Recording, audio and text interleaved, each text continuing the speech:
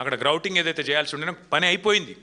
అక్కడ నీళ్లు పరిమిత సంఖ్యలో, ఇది నేను చెప్పట్లేదు, మళ్ళీ ఇది కూడా రిటైర్డ్ ఇంజనీర్లు చెప్పినారు, చాలా స్పష్టంగా చెప్పారు. ఏం చెప్పారు వారు? ఏమన్నారంటే, నేను చదివి వినిపిస్తాను. మినిమం డ్రాడౌన్ లెవెల్ 93.5 మీటర్స్ దగ్గర మరి ఇక్కడ లిఫ్ట్ చేసి కన్నెపల్లి పంప్ హౌస్ నుంచి 3 TMC లిఫ్టింగ్ కెపాసిటీ ఉంది. పైకి సాఫీగా వెళ్ళడానికి అన్నారం సుందిల్ల జలాశయాల వద్ద మరి MDDL మెయింటైన్ చేయాలి. అన్నారం దగ్గర 116.5 మీటర్లు మెయింటైన్ చేయాలి. సుందిల్ల దగ్గర 126.5 మీటర్లు మెయింటైన్ చేయాలి. ఈ స్థాయిలో బ్యారేజీలు సురక్షిత పరిధిలో ఉంటాయి. నేను చెప్పడం లేదు, ఇంజనీర్లు చెప్తున్నారు. అట్లాగే వాళ్ళు ఇంకో మాట అన్నారు, 3 పంపింగ్ స్టేషన్లు ఒకటేసారి కన్నెపల్లి కానీ పైన ఉన్న 2 పంపింగ్ స్టేషన్లు కానీ సమన్వయంతో పనిచేస్తే, లక్ష్మీ, సరస్వతి, పార్వతి 3 పంపింగ్ బరాజులు, పంపింగ్ హౌజులు పనిచేస్తే అన్నారం జలాశయంలో సుమారు 5.1 TMC, సుందిల్లలో సుమారు 3.78 TMC, మొత్తం కలిపి 8.8 TMCల వరకు వెంటనే నిల్వ ఉంచవచ్చు. ఆ పైకి మరి వెంటనే వాటిని లిఫ్ట్ చేసినట్టయితే బ్రహ్మాండంగా ఎల్లంపల్లి దాకా నీళ్లు పోతాయని చెప్పి వాళ్ళు చెప్తా ఉన్నారు. ఇంక ఎల్లంపల్లి నుంచి పైకి మొత్తం సిస్టమ్ నింపుకోవచ్చు. రాబోయే 100 రోజుల్లో 200 TMCలు నింపొచ్చు. ఇది నా లెక్క కాదు, మా పార్టీ లెక్క కాదు, మా నాయకత్వం లెక్క కాదు, అధికారుల లెక్క, ఇంజనీర్ల లెక్క. ముఖ్యమంత్రి గారికి ఇవి ఒప్పుకోవడానికి బేసిస్ అడ్డం వస్తున్నది. మేడిగడ్డ మూసేయాలని మేము అన్నామని, ఆయనకి మేము ఆడ పోతే కోపం వచ్చింది. మేము కన్నెపల్లికి పోగానే కోపం వచ్చింది ఆయనకి. ఎందుకంటే బండారం బయటపడ్డది. ఆడ వరద నీరు పోతున్నది, నీళ్ళు పోతూనే ఉన్నాయి, గోదావరి నీళ్ళు.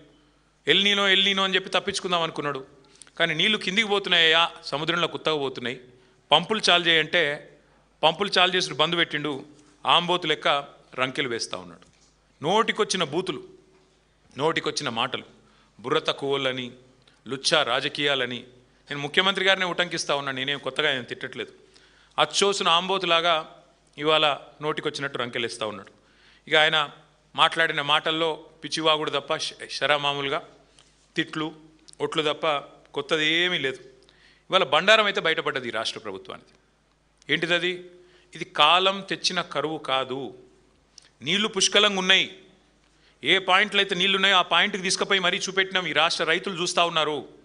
మమ్మల్ని అడ్డుకున్నా, అరెస్టు చేసినా అక్కడ దాకా పోయినాం. 7 గంటలు ప్రయాణం చేసిపోయినాం. పోయి చూపెట్టినాం. ఇగో నీళ్లు 1,00,000 క్యూసెక్కులు నీళ్లు కిందికి పోతున్నాయని చూపెట్టినాం. 1,00,000 క్యూసెక్కులు అంటే 9 TMCలు. 9 TMCలు రోజుకి 9 TMCలు కిందికి వృధాగా పోతూ ఉన్నాయి. 9 TMCలలో కేవలం నువ్వు లిఫ్ట్ చేయాల్సింది 2 TMCలే. ఆ 2 TMCలు వచ్చే 100 రోజులు నువ్వు లిఫ్ట్ చేస్తే అన్ని రిజర్వాయర్లు SRSPతో సహా, మిడ్ మానేరుతో సహా, లోవర్ మానేరుతో సహా మొత్తం గోదావరి సిస్టంలో ఉండే మల్లన్న సాగరు, కొండపోచమ్మ సాగరు, రంగనాయక సాగరు, అన్నపూర్ణ, మలక్పేట, బస్వాపూర్ అన్నీ నింపొచ్చు.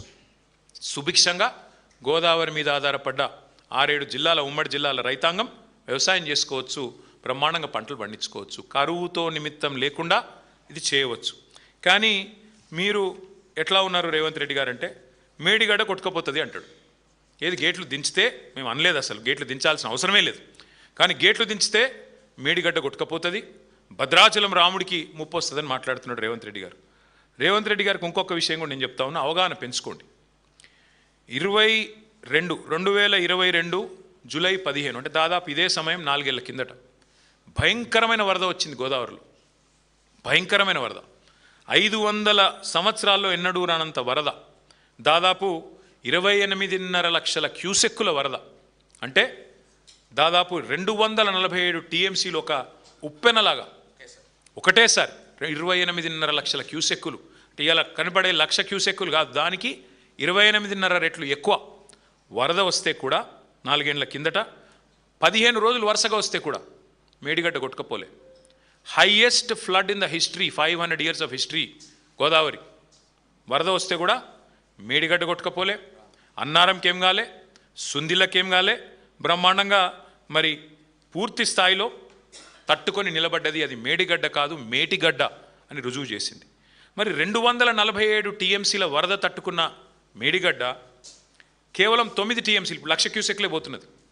కేవలం 1,00,000 క్యూసెక్కులు అంటే 9 TMCలు పోతే తట్టుకోలేదా? మీరు అన్నారంలో, సుందిలలో గ్రౌటింగ్ చేసిన మాట వాస్తవం కాదా? ఇంజనీర్లు చెప్తున్న మాట నీకు వినబడట్లేదా? ఇది వాస్తవం కాదని నేను అడుగుతా ఉన్నాను. అంటే ఈ సిగ్గు లేకుండా అసలు మేము బ్యారేజ్ మేడిగడ్డను ముట్టుమనే అంటలేం, గేట్లు దించుమనే అంటలేం. అది పోతున్నది 1,00,000 క్యూసెక్కులు. ఆనాడు మరి 15 రోజుల పాటు 247 టీఎంసీల నీళ్లు రోజు వచ్చినా తట్టుకున్న భద్రాచలం ఇవాళ 9 టీఎంసీలకు 1,00,000 క్యూసెక్ల ప్రవాహానికి కొట్టుకపోతుందంటే నువ్వు పిచ్చోనివా మంచోనివా నువ్వు ఏంటిది నువ్వు అనేది ఒకసారి రాష్ట్ర ప్రజలే రాష్ట్ర రైతులే ఆలోచన చేయాలని చెప్పి నేను కోరుతాను. ఇది నా లెక్కలు కాదు, ఇది కూడా సిడబ్ల్యూసి లెక్క అని చెప్పి కూడా నేను మీకు విజ్ఞప్తి చేస్తా ఉన్నాను. అట్లాగే ఇంకొక మాట కూడా మీకు చెప్పాలి.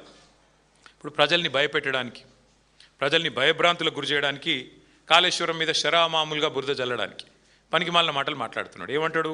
2022 వరదల ఫోటోలు చూపెట్టి అప్పుడు కన్నెపల్లి పంప్ హౌస్ మునిగింది అని చెప్పి అడ్డమైన మాటలు మాట్లాడుతున్నాడు. నేను వారికి చెప్పేది ఒకటే, ఇప్పుడు రెడీగా కన్నెపల్లిలో బటన్ నొక్కితే మోటార్లు పనిచేస్తాయి, పంప్ హౌస్ మంచిగా ఉంది, పాపం ఇంజనీర్లు కష్టపడుతున్నారు, నువ్వు పట్టించుకోకపోయినా వాళ్ళు మెయింటైన్ చేస్తున్నారు. ఒకవైపేమో నీళ్లు లేక రైతులు ఏడుస్తుంటే అదో విషాదం అనుకుంటే, నువ్వేమో ఒక పైశాచిక ఆనందంతో సాడిస్టిక్ ప్లెజర్తో నీళ్లు ఉండి నీళ్ళు ఎత్తక మా మీద కోపంతో ఇష్టం వచ్చినట్టుగా వ్యవహారాలు చేస్తూ ఉన్నావు.